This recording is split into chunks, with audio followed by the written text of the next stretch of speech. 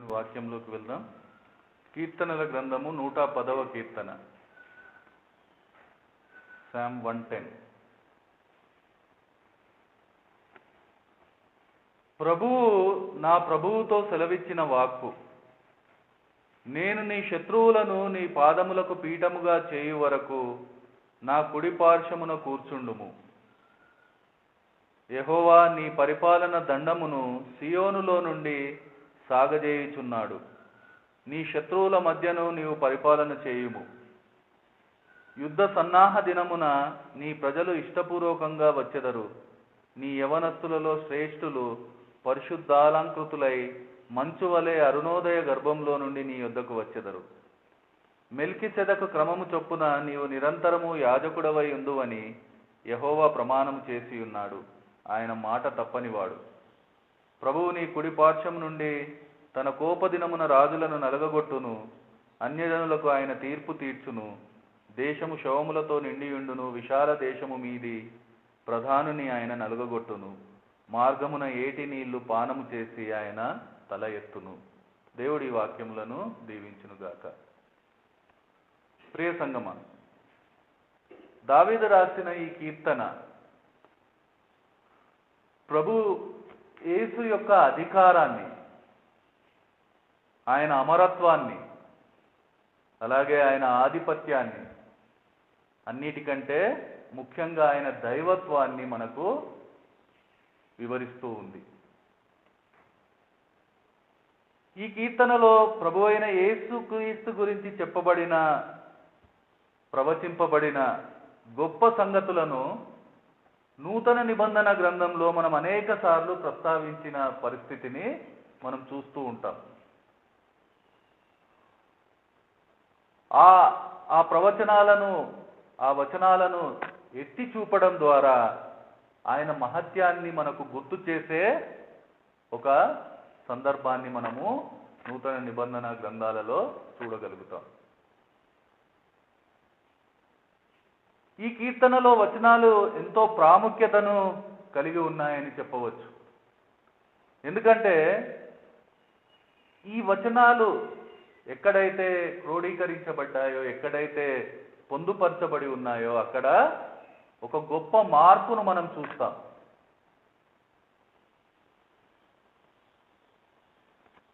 అనేక మార్పులకు నాందిగా అది మనకు కనిపిస్తూ ఉంటాయి. అనేక ప్రశ్నలకు జవాబుగా అవి మనకు వినిపిస్తూ ఉంటాయి. అలాగే అనేక సత్యాలకు ఆధారంగా ఉండే పరిస్థితిని మనము అర్థం చేసేవారిగా ఉంటాం. మనం చూసినట్లయితే మత్తయి, మార్కు, లూకా సువార్తలలో ఈ వచన ప్రస్తావన చూడగలుగుతాం. మత్తయి 22వ అధ్యాయంలో, మార్కు 12వ అధ్యాయంలో, లూకా 20వ అధ్యాయంలో ఈ వచనాల ప్రస్తావన మనకు కనపడుతుంది. ఆ మూడు పరిస్థితుల్లో దాదాపు మనం గమనిస్తే ప్రభు యేసు యొక్క దైవత్వాన్ని మనకు అవి గుర్తు చేస్తూ ఉంటాయి ప్రతి పరిస్థితిలోనూ. స్వయంగా ఆయనే తన దైవత్వాన్ని గురించి చెప్పడానికి కూడా ఈ వచనాన్ని ఆయన పొందుపరిచిన పరిస్థితిని, మనం చెప్పిన పరిస్థితిని మనం ఒకసారి జ్ఞాపకం చేసుకుందాం.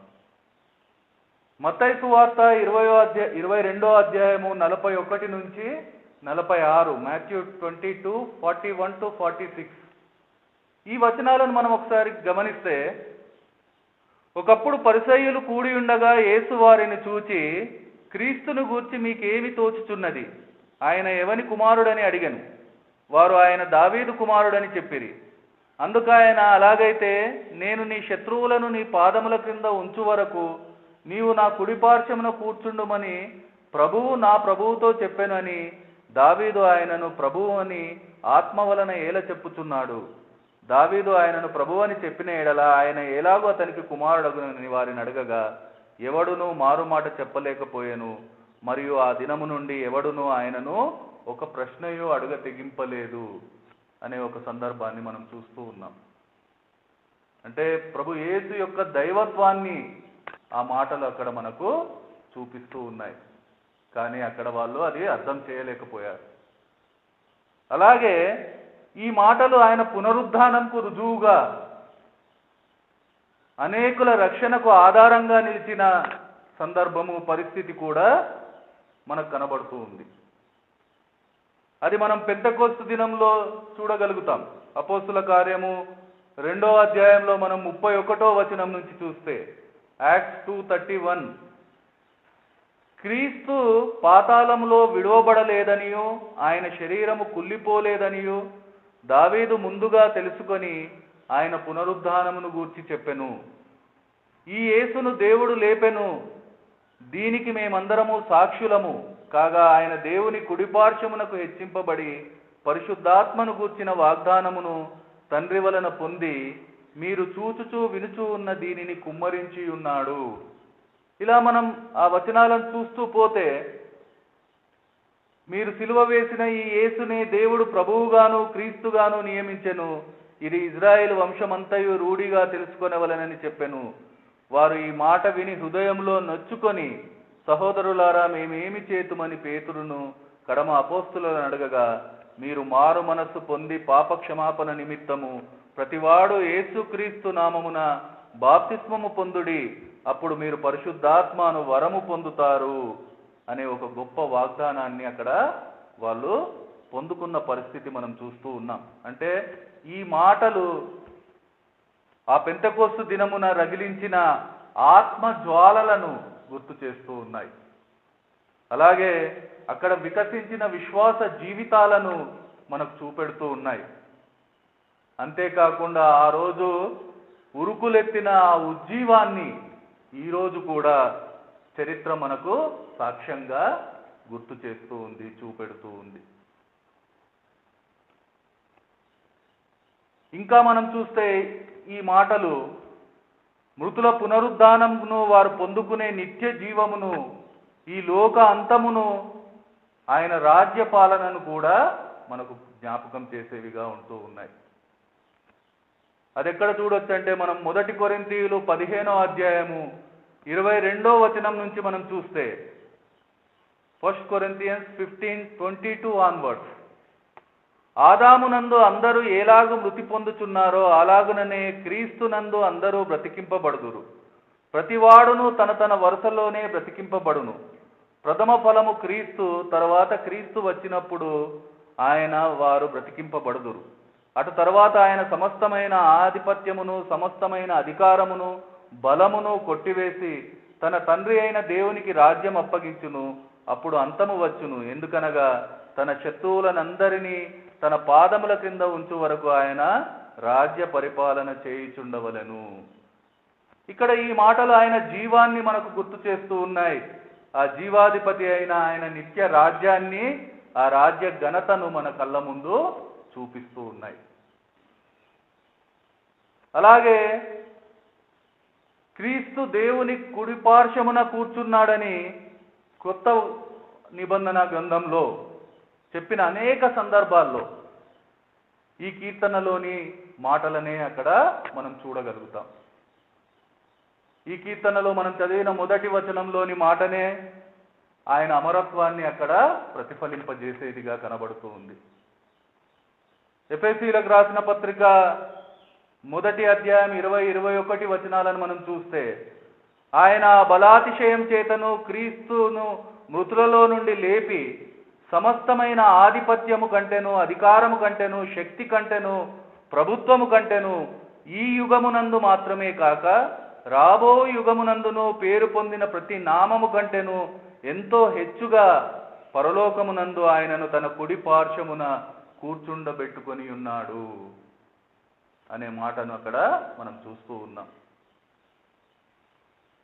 అలాగే హెబ్రీయులకు రాసిన పత్రిక 1వ అధ్యాయంలో ఆయన దేవుని మహిమ యొక్క తేజస్సును, ఆయన తత్వము యొక్క మూర్తివంతమునై ఉండి తన మహత్తు గల మాట చేత సమస్తమును నిర్వహించుచు పాపముల విషయంలో శుద్ధీకరణము తానే చేసి దేవదూతల కంటే ఎంత శ్రేష్టమైన నామం పొందెనో వారికంటే అంత శ్రేష్ఠుడై ఉన్నత లోకమందు మహామహుడగు దేవుని కుడిపార్శ్వమున కూర్చుండెను.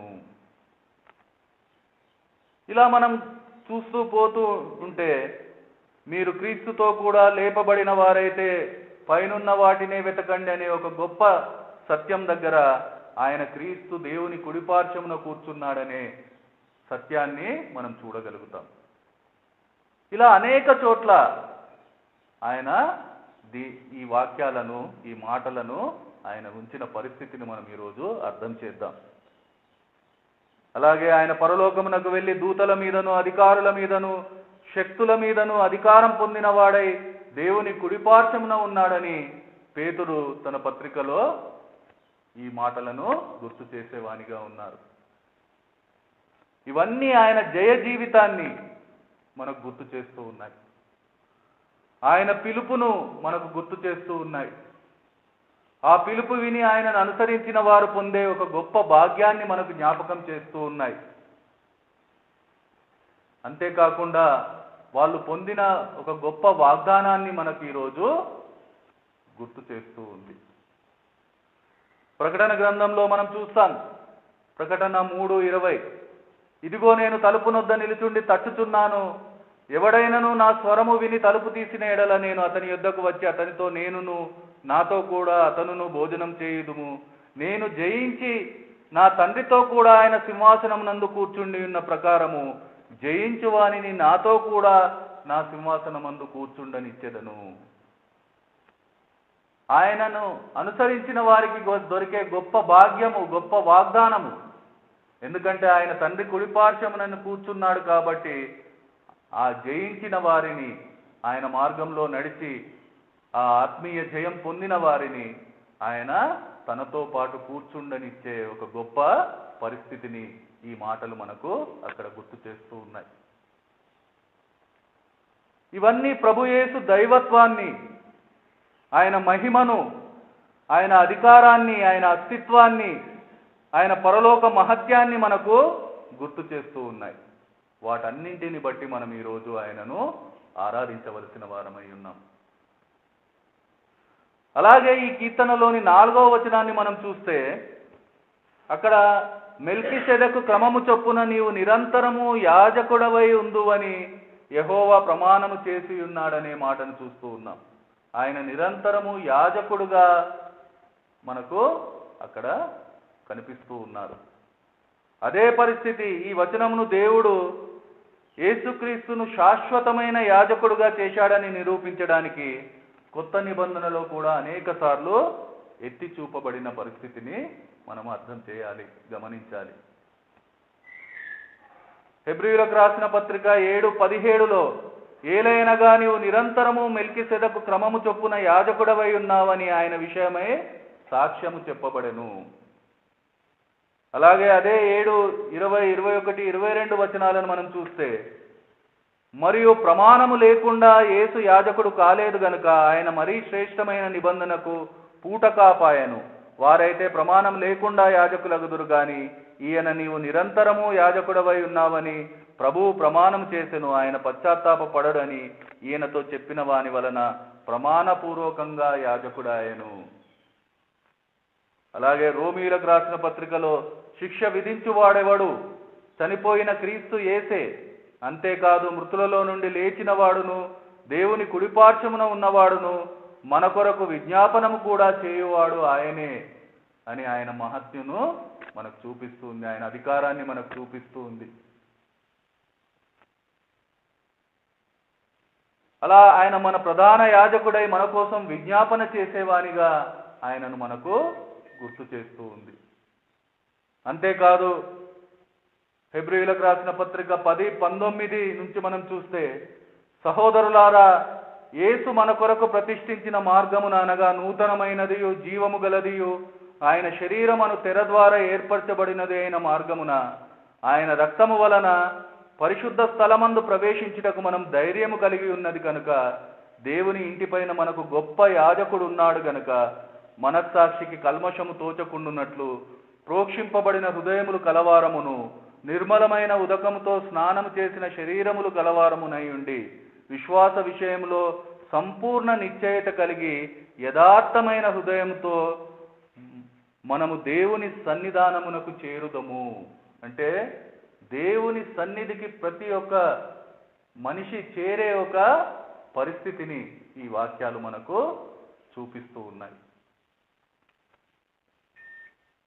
ఆయన మన కోసం విజ్ఞాపన చేసే యాజకునిగా ఉంటూ మనలను ఆయన సన్నిధిని చేర్చే ఒక సజీవ మార్గంగా ఆయన ఉన్నారు. దానిని బట్టి మనము ఆయనను ఈరోజు ఆరాధించవలసిన వారమై ఉన్నాం. ఇంకా మనం చూస్తే ఈ కీర్తనలోని మాటలు ఆయన తీర్పు దినము గురించి కూడా, ఆయన న్యాయమైన తీర్పు గురించి కూడా మనకు జ్ఞాపకం చేస్తూ ఉన్నాయి. 2 తెస్సలోనియలకు రాసిన పత్రిక 1వ అధ్యాయంలో మనం చూస్తే, ప్రభువైన యేసు తన ప్రభావమును కనబర్చు దూతలతో కూడా పరలోకం నుండి అగ్ని జ్వాలలలో ప్రత్యక్షమై దేవుని ఎరగని వారికి మన ప్రభువైన యేసు సువార్తకు లోబడని వారికి ప్రతిదండన చేయునప్పుడు మిమ్మును శ్రమపరచు వారికి శ్రమ పొందుచున్న మీకు మాతో కూడా విశ్రాంతియు అనుగ్రహించుట దేవునికి న్యాయమే. ఆయన సముఖము నుండి ఆయన ప్రభావమందలి మహిమ నుండి పారదోలబడి నిత్య నాశనమను దండన పొందుదురు. ఏలయనగా మీకిచ్చిన సాక్ష్యం మీరు నమ్మితిరి. అందువలన మన దేవుని యొక్కయు ప్రభువైన యేసుక్రీస్తు ఒక్కయు కృప చొప్పున మీ యందు మన ప్రభువైన యేసు నామమును ఆయన యందు మీరును మహిమ పొందునట్లు మేలు చేయవలనని మీలో కలుగు ప్రతి ఆలోచనను విశ్వాసయుక్తమైన ప్రతి కార్యమును బలముతోనూ సంపూర్ణముగా చేయుచు మన దేవుడు తన పిలుపునకు మిమ్మును యోగ్యులుగా ఎంచుకొనున్నట్లు మీ కొరకు ఎల్లప్పుడూ ప్రార్థించెను. ఆయనకు నమ్మిన వారికి, ఆయనను నమ్మని వారికి న్యాయమైన తీర్పు విధించే దేవుని న్యాయ విధిని మనము అక్కడ చూస్తూ ఉన్నాం. అలాగే ఆ న్యాయ విధిని తప్పించే, ఆ శిక్ష నుంచి మనల్ని కాపాడే ఆయన గొప్ప కృపను కూడా మనం అక్కడ చూస్తూ ఉన్నాం. ఇది ఈరోజు మనము ఆయనను ఆరాధించడానికి మనల్ని పురికొల్పవలసిన అవసరం ఉంది. ఎందుకంటే మనము ఆయన కృపకు అర్హులము కాము,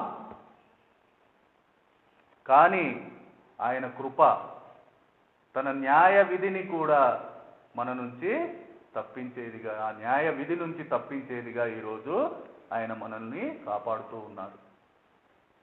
దానిని బట్టి మనము ఆయనను ఆరాధించవలసిన వారమై ఉన్నాం. సంగమా, వాక్యం ఈరోజు మనతోనే మాట్లాడుతూ ఉంది. ఆయన రాజులకు రాజు, ప్రభువులకు ప్రభువు అయిన ఆయనే అందరికీ ప్రభువై ఉన్నాడు అంటూ వాక్యం ఈరోజు ఆయన అధికారాన్ని మనకు జ్ఞాపకం చేస్తూ ఉండగా, ఆయన అధికారాన్ని మనము జ్ఞాపకం చేయవలసిన వారమై ఉన్నాం. ఉన్నత లోకమందు మహామహుడకు దేవుని కుడిపార్శ్వమున కూర్చుండెను అని చెప్పబడినట్లు, తండ్రి కుడిపార్శ్వమున కూర్చొని మన కోసం విజ్ఞాపన చేస్తున్న ఆయన అమరత్వాన్ని ఈరోజు వాక్యం మనకు గుర్తు చేస్తూ ఉండగా, దాని మీద మన మనసును ఉంచవలసిన వారమై ఉన్నాం. పరలోకమందున్న వారిలో గాని, భూమి మీద ఉన్న వారిలో గాని, భూమి క్రింద ఉన్న వారిలో గాని ప్రతి వాని మోకాలును యేసు నామమున వంగునట్లు, ప్రతి వాని నాలుకయో తండ్రి అయిన దేవుని మహిమార్థమై యేసుక్రీస్తు ప్రభువని ఒప్పుకొనున్నట్లును దేవుడు ఆయనను అధికముగా హెచ్చించి ప్రతి నామమునకు పైనామమును ఆయనకు అనుగ్రహించెను అంటూ ఆయన ఆధిపత్యాన్ని వాక్యం ఈరోజు మనకు వినిపిస్తూ ఉండగా, ఆ ఆధిపత్యాన్ని అర్థం చేసి దానికి లోబడే వారిగా మనము ఈరోజు ఉండాల్సిన అవసరం ఉంది. మనం దేవుని కుమారుడైన యేసుక్రీస్తు నందున్న వారమై సత్యవంతుని యందున్నాము. ఆయనే నిజమైన దేవుడును నిత్య జీవమునై ఉన్నాడు అంటూ ఆయన దైవత్వాన్ని వాక్యము నిరూపణ చేస్తూ ఉండగా, ఆ నిరూపణకు తలలు వంచి మనము అంగీకారం తెలపవలసిన వారమై ఉన్నాం. ఆయన అధికారానికి లోబడుతూ, ఆయన ఆధిపత్యానికి తలవొగ్గుతూ, ఆయన అమరత్వానికి దాసోహమవుతూ, ఆయన దైవత్వానికి సాగిలపడుతూ సజీవ మార్గమైన సమస్త మహిమా ప్రభావాలకు అర్హుడు అయిన ఆ దేవాది దేవునికి మహిమా ప్రభావములు చెల్లిస్తూ ఈరోజు మనము ఆరాధన చేయవలసిన వారమై ఉన్నాం. ఈ మాటలన్నీ మనం విని ఉన్నాం. దావీదు 110వ కీర్తనలో ఏదైతే మాటలను ప్రవచనాలుగా చెప్పి ఉన్నారో ఆ ప్రవచనాలన్నీ నూతన నిబంధనలో మన జీవితాల మార్పు కోసం, మనకు వాగ్దానాల నెరవేర్పు కోసం ఆయన పొందుపరిచి ఉన్న ప్రతి పరిస్థితిని మనం ఈరోజు అర్థం చేస్తూ వాటికి అనుగుణంగా మనము ఆయనను ఆరాధించవలసిన అవసరాన్ని ఈరోజు దేవుడు మన ముందు ఉంచి ఉన్నారు. ఆ రీతిగా మనం అందరము ఆయనను ఆరాధించుకోవడానికి సిద్ధపడతాం.